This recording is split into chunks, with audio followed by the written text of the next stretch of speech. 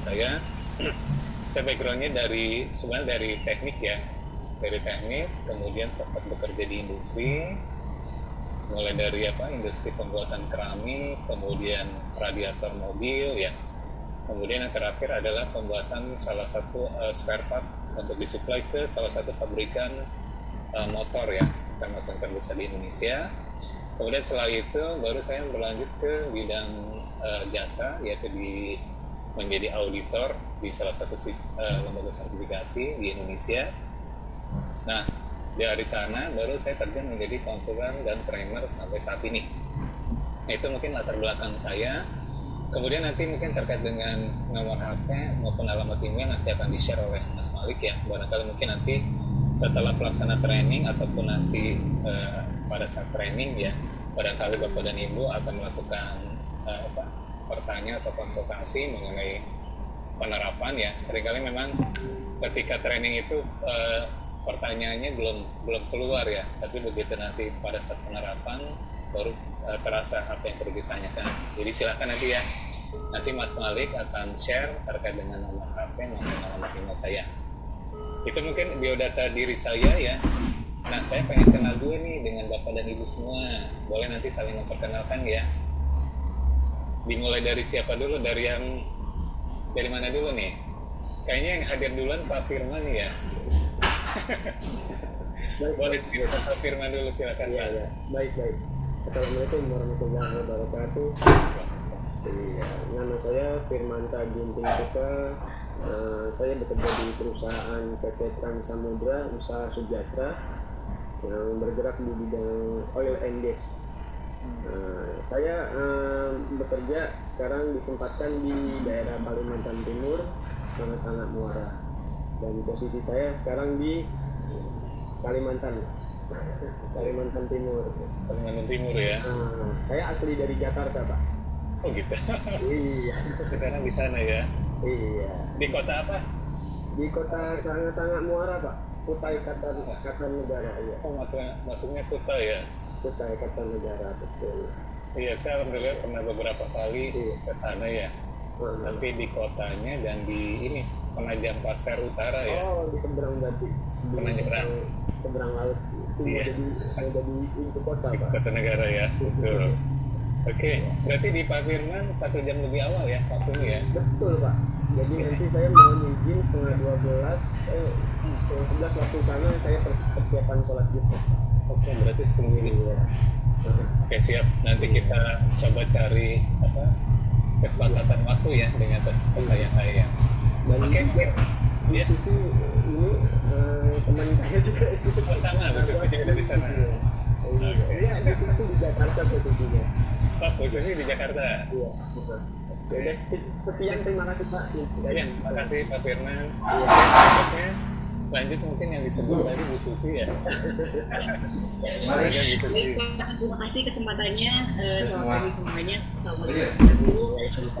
Saya Susi dari PT Trans Samudra Usaha Sejahtera. Bagaimana sama yang dijelaskan oleh Mas Firman tadi, tapi posisi saya di kantor pusat yaitu di Bellagio Jakarta Selatan. Di Landak ya? Bukan Pak, Mega Kuningan Pak. Oh iya, Mega Kuningan ya? Iya, saya di kantor pusat dan saya sebagai finance controller, cuman pengen mengikuti aja, pengen tahu aja training ini gitu, jadi saya ikutin. Oke, Bu Susi dari finance controller, kalau Pak Firman bagian apa? Oh iya, saya bagian procurement logistik Pak, bagian pengadaan. Iya. Lupa. Jadi nyambung nih finance dengan procurement ya. Iya. Satu bayar ya. Penawaran. Oke, Bu Susi. Mungkin cukup ya dari Bu Susi. Berikutnya mungkin Bu Kita. Mungkin silakan Bu Kita. Halo Pak, Assalamualaikum warahmatullahi wabarakatuh. Selamat pagi. Perkenalkan, saya Novita Lestari dari Institusi Akademi Kebidanan Palu, Sulawesi Tengah. Dari Palu, Pak. Oh, ya timur juga ya? Iya. Tengah ya? Iya. Sulawesi. Baik. Di bagian apa Bu di sana? Saya di unit penjaminan mutu, Pak. Oke. Namanya sistem atau itu ya? Iya, Keren ya. pengarsipan. Pengarsipan, betul. Ya, Berarti ya. memang kesehariannya erat dengan kegiatan pengarsipan ya, Bu Iya. Vita ya. Oke. Sip. Oke, terima kasih Bu Vita. Iya, lanjut dengan Kang Agus ya. Silakan Kang Agus. Sunda kayaknya Kang Agus nih. Speakernya Pak Agus? Speakernya belum di. Assalamualaikum warahmatullahi wabarakatuh. Waalaikumsalam. Maaf, saya di pekerjaannya Bapak Ibu ya, jadi mungkin ada sedikit berisik. Perkenalkan, saya Agus Permana. Sekarang saya tinggal di Bogor.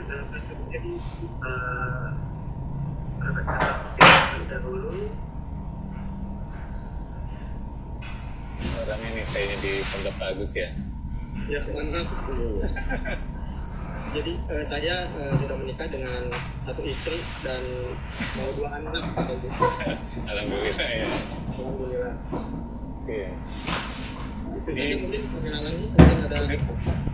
Kalau kita tahu industri apa nih Pak Agus? Ya, Industrinya apa? Bidang apa? saya di bidang hukum. Oh, bidang hukum. Saya di Mahkamah Agung Republik Indonesia.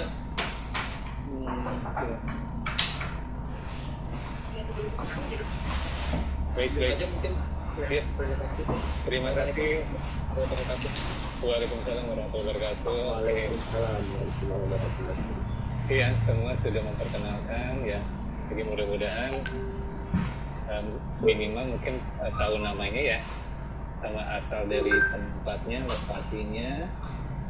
Oke, kemudian kita masuk ya terkait dengan teknis pelatihannya. Karena hari ini di hari Jumat ya, Bapak dan Ibu. Kalau materi penyampaiannya seperti yang sudah disampaikan sampai 16.30 ya. Tapi nanti bisa lebih cepat atau disesuaikan dengan materi yang nanti disampaikan. Kalau misalkan selesai lebih cepat, mungkin selesainya lebih cepat ya. Nah, kebetulan di sini ada yang dari wilayah Indonesia Tengah ya. Kebetulan nanti kita kan akan sholat Jumat ya. Nah, di sana mungkin 10.30 itu udah 11.30 ya. Di sana Pak Firman ya. Iya. Oke, Iya, berarti benar. otomatis kita 10.30 mungkin kita langsung istirahat aja mungkin ya, Bapak dan Ibu. Bagaimana? Tapi nanti kita jam 1 mulai lagi. Baik, Pak. Iya, gimana Pak Agus? Setuju? Setuju. Setuju ya Bu Suki juga ya? Mana, Pak? Oke, Bu Vita gimana? Setuju Pak? Setuju, Pak. Oke, berarti kita nanti untuk waktunya biasanya kan mungkin kita ada break ya, karena kita nanti 10.30 udah langsung istirahat. Nanti kita nggak akan break ya, jadi langsung di 10.30 nanti kita langsung istirahat. Nanti kita mulai lagi jam 13.00 ya, sampai selesai. Oke. Kalau nanti siang mungkin sore ya, barangkali mungkin kalau ada kesempatan kita nanti break untuk di waktu sholat asar, mungkin kita break dulu di sholat asar. Tapi mungkin sholat asar di sini ya Pak Firman ya. Iya, saya di sini. Ya, gitu ya. Jadi mungkin di sini sekitar jam 3 kurang lah kita nanti akan break ya. Gitu. Oke. Itu mungkin terkait dengan teknis. Nah mungkin nanti pada saat penyampaian ya, silakan Bapak dan Ibu untuk di silent dulu mikrofonnya. Kecuali nanti kalau ada pertanyaan silakan nanti di on kan mikrofonnya. Nah untuk pertanyaan boleh nanti langsung potong aja. Jadi setiap nanti ada slide yang nanti dipaparkan atau materi dipaparkan disampaikan. Kalau ada pertanyaan langsung saja dipotong. Ya, jadi langsung sampaikan pertanyaannya supaya nanti nggak lupa juga pertanyaannya apa. Kemudian memang kita nggak ada sesi tanya jawab ya, jadi langsung aja begitu nanti ada pertanyaan langsung dipertanyakan saja. Oke. Kalau sudah ada pertanyaan dulu nggak sebelum kita masuk ke materi dari Bapak dan Ibu? Nggak ada? Pak Firman ada? Pak Agus tidak ada? Bu Vita? Oke, nggak ada ya. Kita masuk dulu ya ke materi karena sekarang udah jam 9.28 ya. Kita coba dulu masuk ya dengan materinya. Oke, jadi hari ini kita masuk ke pelatihan pemahaman terkait dengan pengendalian dokumen dan sistem pengarsipan atau dokumen faktura dan filing system ya. Jadi mungkin Bapak dan Ibu ya, tadi kalau saya tanya bidang kerjanya macam-macam ya, ada finance controller, ada procurement, ada juga mungkin di unit penjaminan mutu di institusi pendidikan ya. Nah mungkin di tempat Bapak dan Ibu sehari-hari sudah terbiasa dengan kegiatan arsip atau dokumen ya. Nanti kita akan lihat meliputi apa saja sih terkait dengan pengendalian dokumen dan sistem pengarsipan ini. Nah untuk tujuan pelatihannya pertama adalah kita mencoba untuk memahami pengertian dari dokumen. Jadi kita akan paparkan yang namanya dokumen itu apa. Jadi nanti kita akan sampaikan seperti apa itu dokumen, kemudian meliputi apa saja ya. Itu nanti kita akan coba bahas. Kemudian yang kedua kita akan coba memahami pengendalian dokumen. Jadi tata cara untuk pengendalian dokumen itu yang seperti apa dan metodenya bagaimana ya. Nanti kita akan coba pelajari atau diskusi bersama ya. Lalu yang ketiga adalah memahami pengertian terkait dengan arsip. Jadi arsip mungkin kalau di pemerintahan terkait dengan arsip ini istilah yang biasa ya. Kalau di swasta mungkin istilahnya ada rekaman, ada catatan ya. Jadi konsepnya mungkin dari sisi istilah sedikit terjadi perbedaan, tapi maksudnya adalah sama. Lalu yang keempat adalah memahami pengelolaan arsip. Jadi tata cara bagaimana mengelola arsip yang baik, kemudian supaya gampang mencarinya, tidak hilang ya. Itu nanti kita bahas di sini.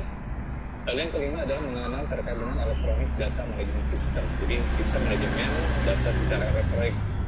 Jadi supaya kita secara elektronik itu data-data itu kan saat ini ya memang dianjurkan itu untuk menggunakan sistem penyimpanan secara elektronik.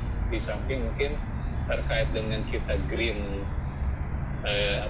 perusahaan green company ya, jadi supaya ramah terhadap lingkungan, kemudian mengurangi penggunaan kayu ya yang saat ini mungkin lagi semakin menipis ya cadangan kayunya.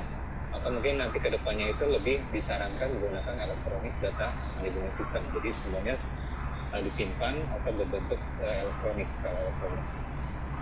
Oke, kita masuk ke pertanyaan ini. Kenapa sih perlu dokumen ya? Jadi mungkin di Bapak dan Ibu pun sama ya.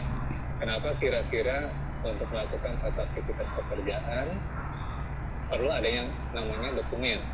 Baik itu nanti formatnya bisa macam-macam ya. Ada dokumen direktur kerja, ada yang menjadi katakan bukti pelaksanaan pekerjaan.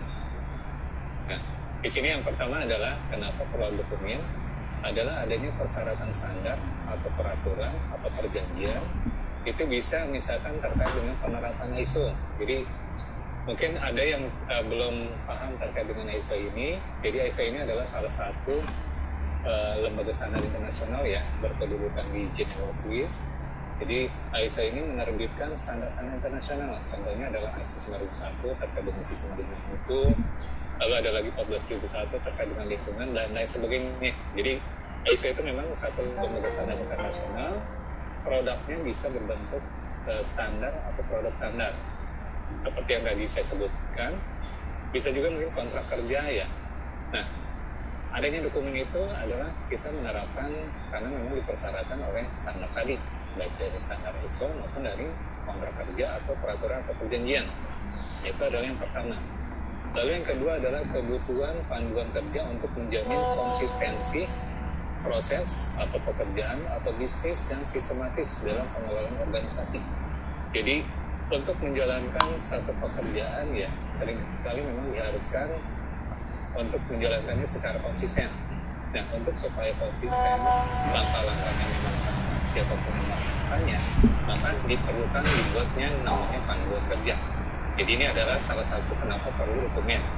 Jadi memastikan bagi setiap pelaksana pekerjaan tersebut supaya konsisten ketika melakukan pekerjaan. Jadi nanti siapapun yang melaksanakan pekerjaan tersebut, langkah-langkahnya akan sama. Gitu ya. Lalu yang ketiga adalah kebutuhan atau bukti objektif kepada pihak berkepentingan bahwa proses atau bisnisnya telah ada dan diterapkan. Jadi yang namanya perusahaan atau institusi atau organisasi ya pasti langkah-langkahnya mulai dari kegiatan awal ya, kemudian proses-proses berikutnya sampai akhir ya, itu memang sudah didefinisikan. Jadi langkahnya apa dari katakan kalau di perusahaan umum ya, biasanya mungkin kegiatan pertama adalah mencari yang namanya pelanggan. Kemudian langkah berikutnya ketika sudah menawarkan, ikut tender, kemudian datang ke perusahaan-perusahaan, ada kemungkinan untuk mendapatkan order. Nah, proses berikutnya adalah ketika kita menerima order tersebut. Jadi proses pertama tadi mencari order atau mencari pelanggan, proses berikutnya adalah menerima order ya. Kemudian proses berikutnya terus sampai akhirnya nanti baik itu produk atau jasa itu kita serahkan ke yang pelanggan. Itu adalah proses bisnis. Nah, itu nanti akan dilihat kira-kira proses-proses yang ada di proses bisnis ini dari mulai proses awal sampai akhir ya, apakah sudah ada yang namanya panduan kerja, kemudian bukti-bukti pelaksanaan objektif dari panduan kerja tadi, apakah sudah dilaksanakan. Jadi supaya proses tadi itu nanti tergambar, karena nanti dari bentuk arsip ya, atau kemudian nanti kita isi ada checklist ya, atau nanti yang menjadi panduan atau sesuatu yang menjadi panduan ketika melakukan pekerjaan. Nah, kita yang berkepentingan terkait dengan hal ini, kalau kita misalkan perusahaan itu menerapkan ISO, otomatis nanti pihak berkepentingan di sini bisa nanti customer ya, atau pelanggan, atau bisa juga mungkin nanti dari lembaga sertifikasi. Jadi ketika katakan perusahaan itu melakukan sertifikasi sistem manajemennya, misalkan ISO 9001, kemudian lingkungan atau K3 ya, otomatis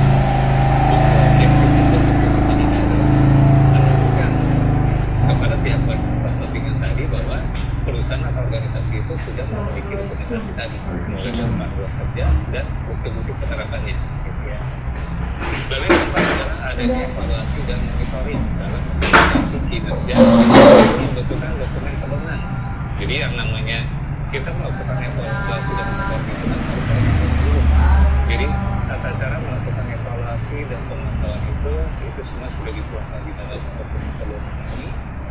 Nah, kalau misalkan dokumen pedomannya sudah ada, maka kegiatan evaluasi dan monitoringnya akan gampang karena langkah-langkah prosesnya satu kegiatan itu dari awal sampai akhir itu sudah tertera, sehingga apa yang perlu dievaluasi, apa yang perlu dimonitoring ya itu akan terlihat. Nah, ini adalah alasan keempat kenapa kita perlu adanya dokumentasi. Lalu yang kelima adalah adanya pelatihan. Jadi yang namanya organisasi ya, biasanya pasti kegiatan mulai dari rekrutmen atau katakan nanti ada kegiatan rotasi, ada rotasi ya, otomatis kan seringkali personil yang menjalankan satu kegiatan di satu bagian ya itu entah di rolling ya, berarti akan memang ada personil baru yang dari luar ya karena direkrut. Nah, dengan adanya dokumen ini otomatis kita melakukan pelatihan ke personil baru itu akan lebih mudah. Jadi kalau misalkan katakan pengirimannya tenaga seniornya atau karyawan senior ya yang udah masuk lebih dahulu ternyata lagi sibuk ya, maka nanti karyawan atau personel baru ini silakan bisa diminta untuk melakukan membaca dokumen panduan kerja atau pedoman kerja. Jadi karena sudah ada dokumen dan dokumen tadi jelas ya, sehingga tinggal diberikan ke personel baru ini, mereka nanti bisa belajar langsung dari pengirimannya belum kan yang kemarin diberikan. Jadi itu. Jadi ini 5 hal yang kenapa kita perlu adanya dokumen. Oke ya. Jadi ini 5 alasan kenapa kita perlu dokumen. Lalu kenapa sih dokumen itu harus dikendalikan? Jadi seperti yang tadi disampaikan ya.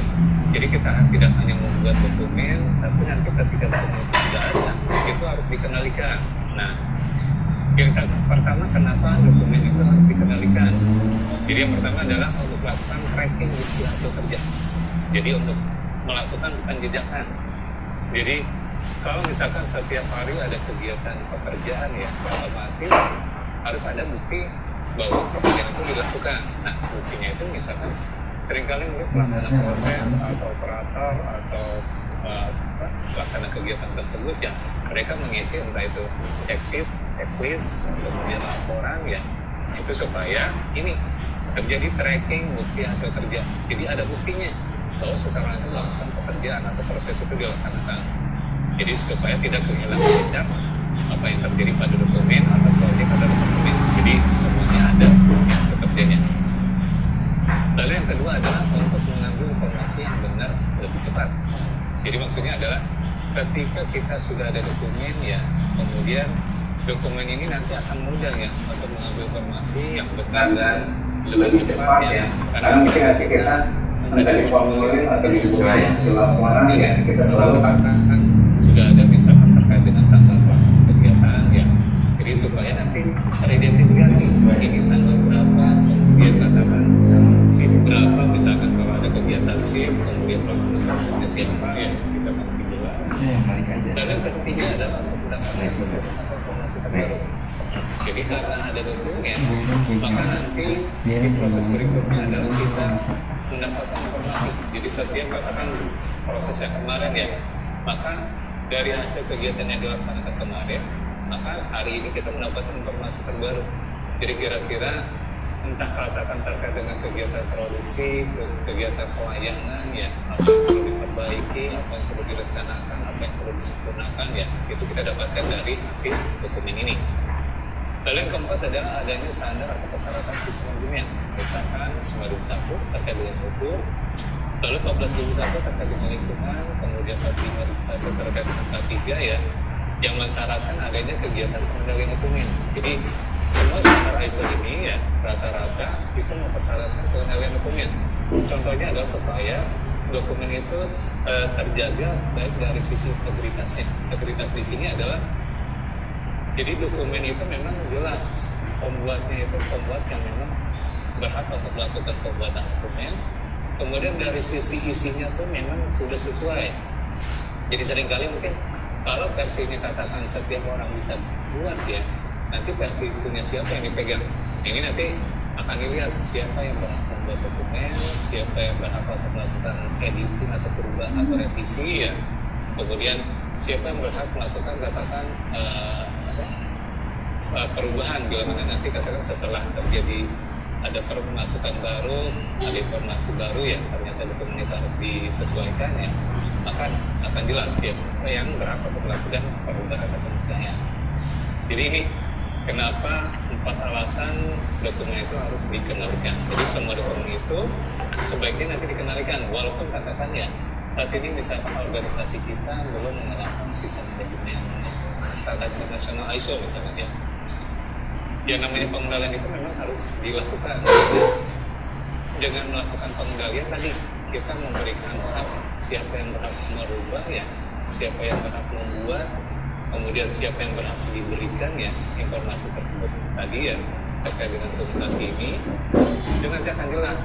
Kemudian nanti terkait juga terkait kalau misalkan ada entah kita memberikan dokumen ini ke pihak luar ya, pihak luar organisasi, apakah katakan berhak diberikan atau tidak, kemudian formatnya seperti apa ya, itu nanti akan jelas. Ini ya, jadi ini 4 alasan kenapa dokumen itu harus diperbaiki. Nah, terkait dengan ruang lingkupnya ya, mungkin definisi dulu dari dokumen adalah segala sesuatu yang dapat digunakan sebagai informasi untuk melakukan proses atau pekerjaan. Jadi semua yang menjadi atau dapat digunakan sebagai informasi ya untuk melakukan proses atau pekerjaan itu dinamakan dengan dokumen. Nah, contohnya seperti apa dokumen ini? Ada yang bisa sampaikan kira-kira contoh dokumen apa saja, Bapak dan Ibu? Kita sambil sharing ya, biar rame juga nih. Contoh dokumen apa aja? Silakan Bapak dan Ibu.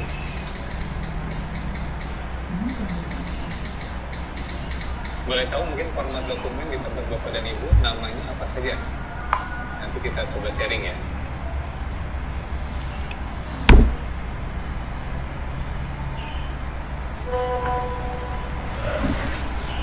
Dari Pak Firman mungkin, silakan Pak Firman. Kira-kira contoh dokumen apa nih Pak Firman? Pikirnya. Habis itu ya? Ya, contoh dokumen itu kan bisa berupa kertas, ya kan? filing, lalu PDF, begitu ya Pak ya? Oke, kalau nama dokumennya, misalkan kalau di penerapan ISO itu ada 4 level ya, ada mungkin pedoman, ada panduan kerja, ada SOP, ada instruksi kerja, ada mungkin formulir atau belangko ya. Nah di sana gimana, sama juga? Di tata busisi gimana, sama istilahnya atau ada istilah lain? Ada ininya. Sama? SOP-nya itu kan sesuai dengan pedoman, panduan sama. Oke, berarti ada pedoman, ada SOP ya. Iya. Kemudian ada checklist atau checklist yang diisi khususnya? Pasti itu ada Pak. Pasti ada ya. Oke, berarti sama ya konsepnya. Oke, di Bu kita gimana Bu kita? Istilahnya sama? Istilahnya sama, di penjaminan mutu nanti ada dokumen kebijakan, dokumen standar, ada dokumen SOP, dokumen formulir, dokumen instruksi kerja, dokumen SOP sama. Oke, berarti istilah sama ya. Nanti mungkin ada tambahan dari Bu kita terkait dengan kebijakan ya. Iya, Iya. ada dokumen kebijakan yang baru. Ya. Ada pedoman. Pedoman ya. Ini itu bagian dari pedoman mutu ya. Iya, pedoman mutu. Oke. Kalau Pak Agus ada istilah yang berbeda nih Pak Agus? Ya, kalau di kami sih apa ya namanya, dari awalnya itu dari kalau di pemerintahan itu adanya surat keputusan dulu Pak. Oh, ada surat keputusan, baik. Yang dari pimpinan, kemudian nanti ke SOP-nya ya. Makanya karena kami diusulkan apa namanya, di sini kan tempat diklatnya ya Pak ya, tempat diklat. Jadi di sini ada seperti jadwal kegiatan gitu Pak. Dan laporan apa namanya, nilai peserta seperti itu Pak. Baik. Oke, bagus ya. Oke, nanti kita akan lihat ya. Jadi mungkin sebagian besar terkait dengan istilah dokumen ini sama ya. Ada mulai dari pedoman, ada prosedur SOP, ada instruksi kerja, ada formulir atau belangko atau laporan ya.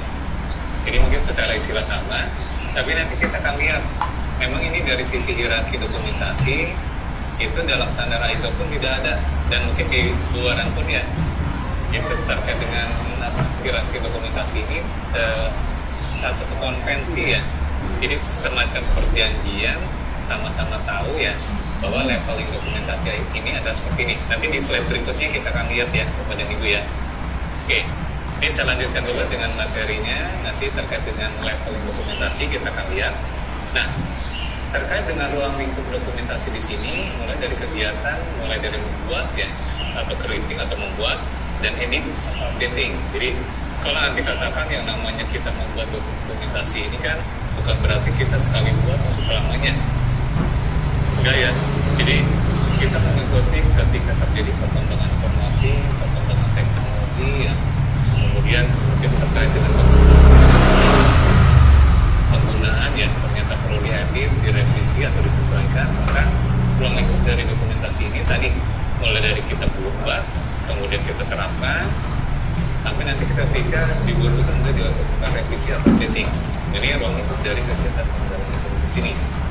Nah, bentuk dari media dokumen itu bisa macam-macam. Tadi udah disampaikan ya. Mungkin contohnya bisa berbentuk kertas, berarti hard copy ya. Jadi hard copy-nya kemudian kita magnetik, mungkin bisa berbentuk disket kalau dulu ya. Atau mungkin saat ini mungkin disimpan udah berbentuk file elektronik di dalam USB, di dalam hard disk ya.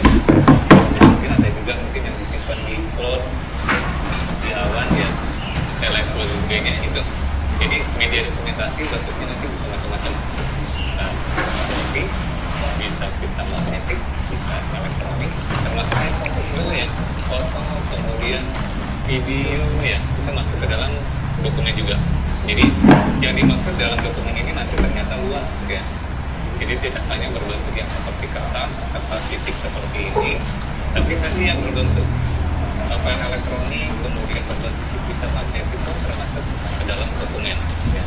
Jadi seperti yang kita lihat mungkin di instansi ya, ketika melakukan pekerjaan yang biasanya terjadi di lapangan ya, mereka nanti didokumentasikan laporan harian ini itu mereka dipotong, misalkan petugas kebersihan di jalan ya, ketika mereka melaksanakan pekerjaan nanti dipotong oleh rekannya, itu nanti dilaporkan dia di mereka ya. Itu contoh juga terkait dengan kegiatan dokumen ya. Jadi format dari dokumen ini sangat luas sekali, tidak hanya berbentuk kertas saja. Ya. Dan berikutnya adalah terkait dengan definisi dari arsip rekaman atau rekod. Jadi arsip rekaman atau rekod ini adalah arsip atau bukti suatu kegiatan. Jadi Bapak dan Ibu ya ketika melakukan pekerjaan di tempatnya ya, seringkali mungkin bikin laporan, kemudian mungkin isi formulir ya, isi cek sheet atau checklist ya. Ini dinamakan arsip atau rekaman atau rekod. Nah, bedanya apa dengan dokumen yang tadi? Jadi ada yang namanya formulir itu sebelum diisi, itu kan masih belangko ya. Nah, kalau masih belangko ini namanya masih gitu ya. Jadi selama katakan formulir atau belangko yang belum diisi oleh kita, maka masih kategorinya adalah dokumen belum. Tapi begitu belangko formulir yang sudah diisi, maka berubah menjadi dokumen hasil, menjadi arsip rekaman atau rekod. Jadi arsip atau rekaman atau rekod ini merupakan dokumen hasil bukti atau bukti suatu kegiatan. Jadi kita menjalankan suatu kegiatan, buktinya itu nanti ngisi tadi formulir atau belangko yang nanti setelah diisi menjadi arsip rekaman atau rekod. Jadi berubah istilah. Awalnya ketika menjadi belangko belum diisi itu tulisannya menjadi belangko dokumen. Tapi begitu sudah diisi itu menjadi arsip atau rekaman atau rekod. Jadi bedanya itu ya, Bapak dan Ibu ya. Dan ruang lingkup terkait dengan arsip ini secara umum sama ya. Jadi mulai dari penyimpanan ya. Jadi setelah disimpan, kemudian setelah disimpan, tata cara penyimpanannya katakan kita pakai rak ya. Kemudian kasih misalkan identitasnya entah di raknya. Kemudian setelah di raknya di ordernya juga, bisa kita nyimpan file-file itu di dalam order ya. Di dalam order disusun di rak, urutannya katakan dikasih urutan, silakan kalau misalkan katakan rak A ya, A-nya misalkan ada 4 susunan, berarti mulai dari A1, A2, A3, dan 4, kemudian urutanannya itu misalkan A1.1, A1.2 dan seterusnya sampai yang paling ujung. Nah itu nanti polanya, tata cara penyimpanannya silakan kepada Ibu, silakan nanti kreasikan gimana supaya mudah, kemudian enak ya cara mencarinya, cara menyusunnya, dan nanti tepat untuk ketika melakukan dokumen tersebut ya. Dan nanti terkait dengan penyimpanan. Berikutnya adalah ketika sudah disimpan, otomatis kan harus dipelihara. Jadi supaya apa yang disimpan ini arsipnya tadi itu tidak rusak. Nah, cara pemeliharaan itu seperti apa? So tadi kita menggunakan katakan rak ya, kemudian mungkin setiap katakan ya kegiatan pembersihan itu seperti apa ya supaya tidak rusak, kemudian mungkin dipastikan katakan ada penyimpanan arsip tersebut tidak bocor ya, kemudian dari sisi apa sesuai untuk media penyimpanan supaya tidak rusak ketika melakukan penyimpanan. Nah, yang terakhir adalah kegiatan pembersihan. Yang namanya kita menghasilkan dokumen ya, otomatis kalau setiap kali kita membuat dokumentasi ini, otomatis kan lama-lama lembaga arsipnya atau tempat pengarsipannya kemudian dari terakhir arsip misalkan gitu ya, ataupun misalkan kita katakan mengeluarkan revisi, maka dokumen yang lama itu nanti kan bisa jadi ditarik ya. Nah ditarik ini otomatis dokumen ini sudah menjadi tidak berlaku kembali. Nah terhadap dokumen yang tidak berlaku ini nanti harus diapakan? Nah salah satu nanti kita bicara apa kita mempelajari ya. Nanti kita bahas bagaimana cara melakukannya. Media dokumen tadi yang sama ya. Jadi untuk hasil dokumen ini bisa berbentuk kertas, bisa juga dengan file elektronik sama jadi tadi ya pengertian dokumen sama ya dengan yang tadi.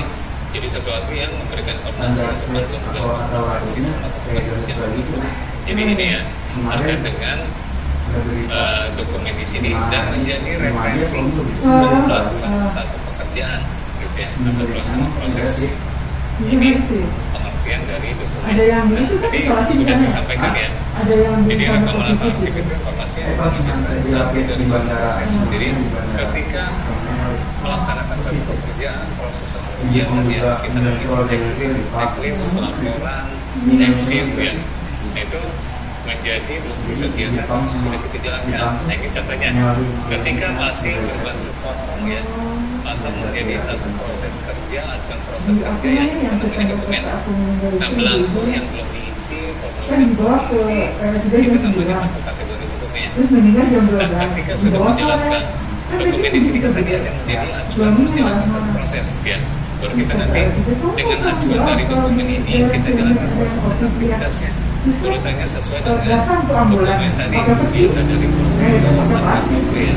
Dan jalankan sesuai perawat yang pakai plastik semua masih tahu jendela ditutup semua, pelaksanaan nggak boleh melewati perumahan, kampung gitu. Langsung di kubunya juga di Pasar Awi yang jadi nanti hasil pekerjaan itu, hasil proses dan aktivitas di sini itu nanti bentuknya adalah rekaman. makanya saya kalau misalnya keluarga kita juga menjadi yang pernah gitu, ini adalah jadi gitu kan. pengertian bedanya dokumen, kemudian bedanya lagi dengan rekaman atau mikrofotografi seperti apa ini. Jadi dokumen itu sebelum proses dilaksanakan, sementara untuk rekaman itu adalah proses aktivitas ya. Jadi perbedaannya adalah di sana. Nah, apa itu pembedahan dokumen? Jadi di sini terkait dengan pembedahan dokumen itu adalah satu sistem. Jadi yang mengatur Ini cuma sesuatu yang sesuatu di dinas kesehatan Bogor. Terus atasannya yang dijemput di Maria sudah seminggu aja langsung meninggal. Oh Budi. Jadi mirip dengan Karena si Budi di rumah kan yang prosedur. bantuan. Jadi tata caranya seperti apa, kemudian nanti tata Karena dia ada cara komisi pembuatannya, ya. kemudian tata cara distribusi. Itu nanti dituangkan ke dalam satu dokumen tadi. Nanti bentuknya bisa berusaha sama atau kebijakan pedoman ya. Bisa. Latihannya begitu, jadi pandemi yang dijemput langsung dimasukin peti. Iya, Jadi nggak